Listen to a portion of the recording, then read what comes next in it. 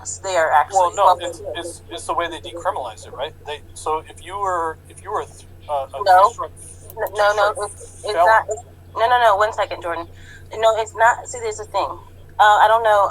I'm very much so a constitutionalist.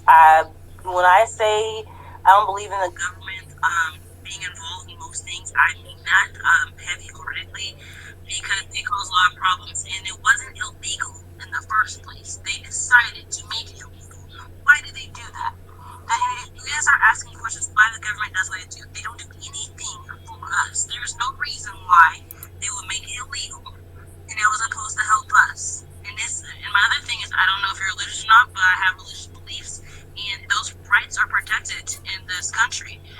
So if I believe that God put all these resources on this land, I should be able to use them, make my property, all these things. Then the government doesn't have the say. They're not going to play my God. So I don't know if you understood what Webster was saying earlier. I think we should have our own nonprofit groups looking into this and watching and grading and rating things.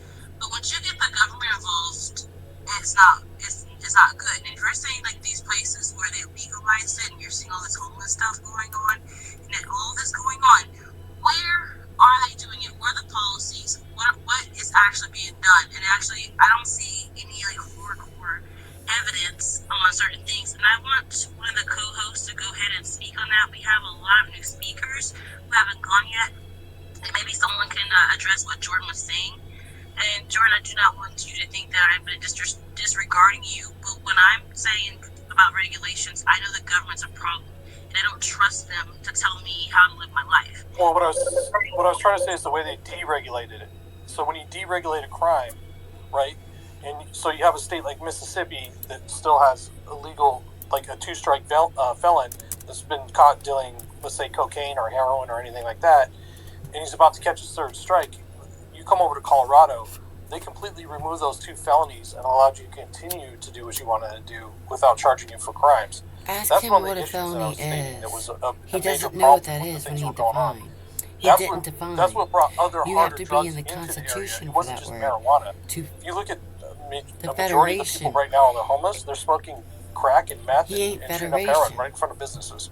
I used to be a business owner that owned a business where I was picking up human feces every day. So, I mean, there's a major issue. I have to find the real correlation in certain things. Like I was telling the Constitution Rick is earlier, federation. a lot of times these drug dealers, they'll start off smelling. Oh goodness, sorry guys. Selling something that's not so hard. Then they want to make more money. I have to make more money selling this drug. So they're going to introduce you to the other thing. It's not necessarily that you mentally, just because I smoke marijuana, I decided to upgrade to something harder. Because some of these edibles, oh my gosh, they will knock your rocks off compared to something else. But I think that we have to look at all the other issues that could be tied to it besides just blaming one thing. Does that make sense? Yeah, but it's all about getting your client hooked. At the end of the day, if you're an illegal dealer, it's about getting your client hooked. So you're going to lace it with something else that's going to get them hooked. Now, when I say they offer another drug, I'm saying like they'll maybe start off selling you weed. And then they're like, now I'm selling cocaine, try this out, I'm not going to charge you for it. Oh, you like it, now you're going to buy it. It's a whole new product. And I'm not saying that people don't lace their stuff or do this and that and the third. I'm just saying that we have to look at the actual correlations and like how it works. I did say that one of the co-hosts, we lost Mr. Weber. It is getting late. But Piss Off Panda, do you want to speak on that? And then Fireburst has had her hand up for a while. If you're a speaker and you want to go, please raise your hand and you can go next. I don't necessarily want to speak on that, but we've been talking about dispensaries and like regulation, and we haven't been the fact that as citizens of the United States, like you said, weed is like tomatoes to me. We should be able to grow it in our backyard without regulation. And we just haven't really touched on that unless I missed it, so I just wanted to put that seed. Absolutely. Thank you so much. Fireburst, please go ahead. Hello. I'm going to be very brief as I don't have a lot of time. I think this whole discussion was amazing. I wish you turned it into a podcast so I could listen to it again. One of the things... Fireburst, one second. Freedom First has been telling me to do this. I've been trying to figure out how to do it, and thank you so much for that. Because it's everyone who comes in and have a conversation. I gotta figure out how to do it. I was thinking about screen recording, but when I screen record, you can hear the background noise. I have to figure out how to, and then I will start making these podcasts. Thank you so much. Go ahead. Okay, thank you very much for that. Please let me know when it's a podcast. Right, I'm not an American, but one of the things I hear all the time about America is that you've got all of the bureaucracy, all of the control. It's all to do with the government. What I don't hear is about individuals making a choice. When do the individuals make a choice? Listen, I can't believe what is going on in America. It's like, you people are smart, you're articulate, you're intelligent, but why do you have to wait for the government to tell you what to do? At the end of the day, you have to make a choice for yourself. Now, I don't know why marijuana was ever given such, you could be sent to prison for something that is such a natural product which helps people. Oh, yes, of course, because it's the government. The government's not making the money. It's so sad that there is a thing like marijuana which can help so many people. And so many people have been imprisoned for it. Most people, I personally believe, that do marijuana don't do major crimes. They don't go out and rape people. They don't go out and shoot people. They don't go out and, most people that do marijuana seem to be kind of calm, chilled, and that's okay. But we have to recognize that when you use something as marijuana and then you put it next to something like cocaine and class it as the same, it's wrong. It's absolutely wrong. And you've got to recognize that the system of America, it's not for the individuals. It's for the government and big business and control. What everybody has to do, not only in America, you have to look in the mirror and take accountability for yourself. Stop eating whatever is just presented to you, because half the stuff that you're eating is going to kill you. It's big business to keep people fat, to keep you all addicted to coke. It's not about health. What you all have to do is what I've done personally is I question everything I eat. I don't eat meat, but I don't look at a piece of beef and say, oh, well, is this good beef? No, I think about where did it come from? Where was it farmed?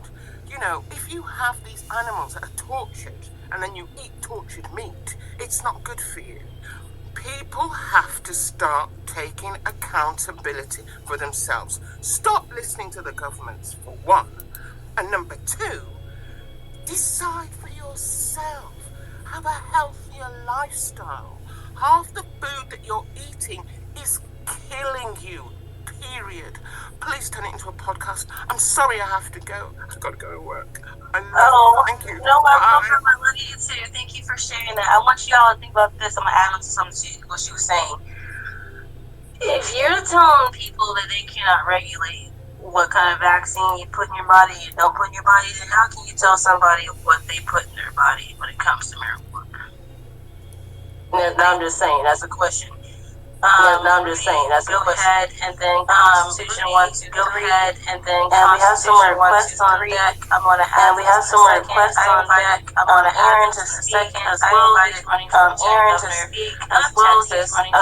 So click on his profile, check him out. Click on his profile, check him out. We all love Jackson, and we all love everyone that listened at Nightfall. And I think everyone that listened at Nightfall. Go ahead, Rudy. Constitution. Go ahead, Rudy. And Constitution 1, 2, 3. Hey Donnie, thanks for giving me a few minutes. I just want to interject some. Hey Donnie, thanks for giving me a few minutes. I just want to interject some conversation going back. Some food for thought into the conversation going back.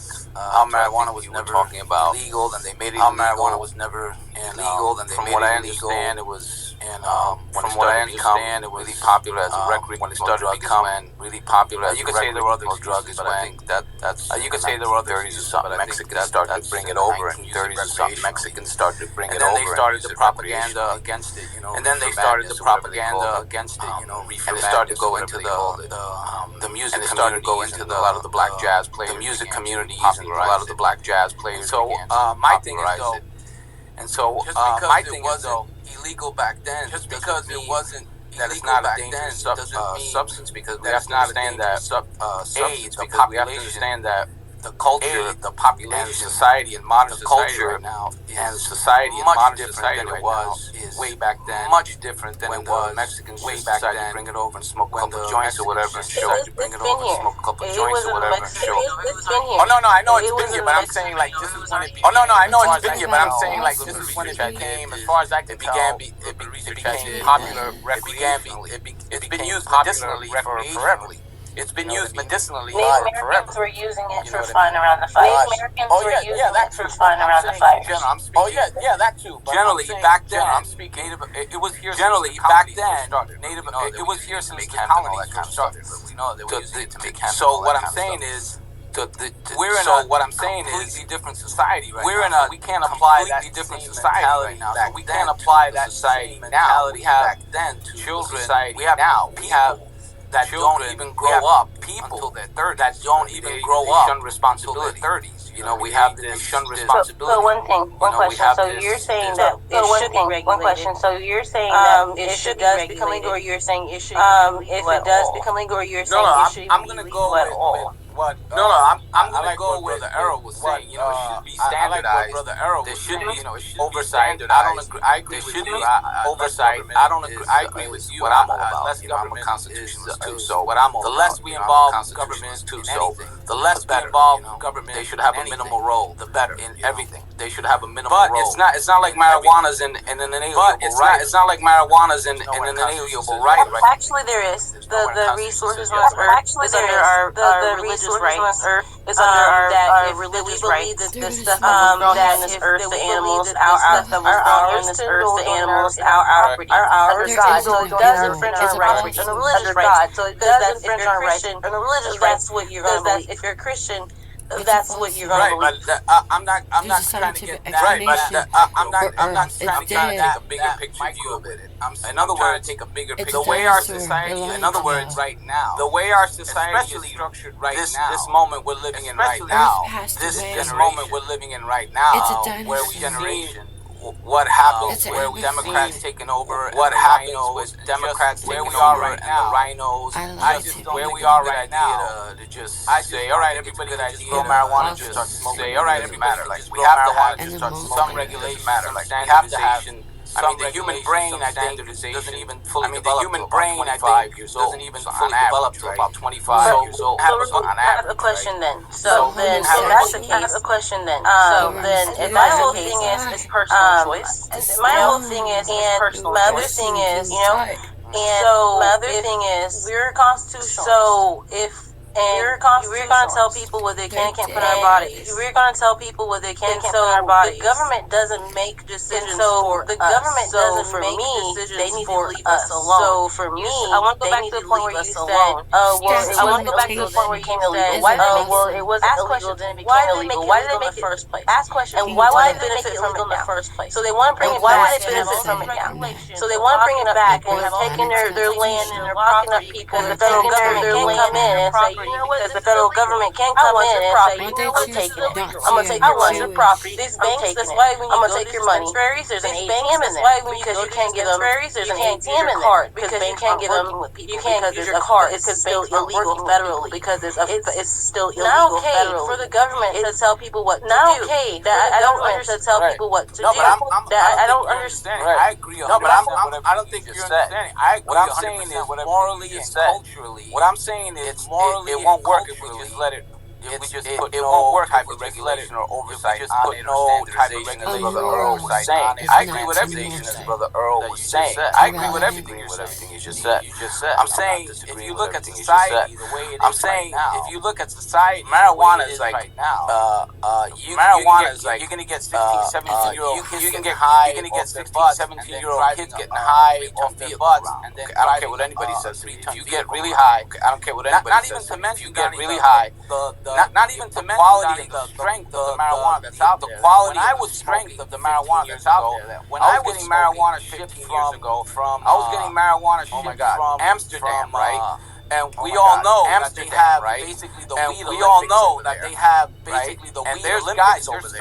There's guys, right? Okay, and there's guys, the level that they're growing marijuana at. Okay, this is the level. We're talking about levels that we're not around. You know what I mean? We're talking about levels that we're not around. They didn't have marijuana like that. It was just growing in the ground. It was just growing in the ground, and the people were. Now we're talking about like weapons grade marijuana. Now we're talking about like weapons grade marijuana. So it's a whole different animal right now. It's a whole different animal right now. Like you said, those gummy bears you were talking about. Like you said, those gummy bears. So that's all I'm saying. Is like on your butt.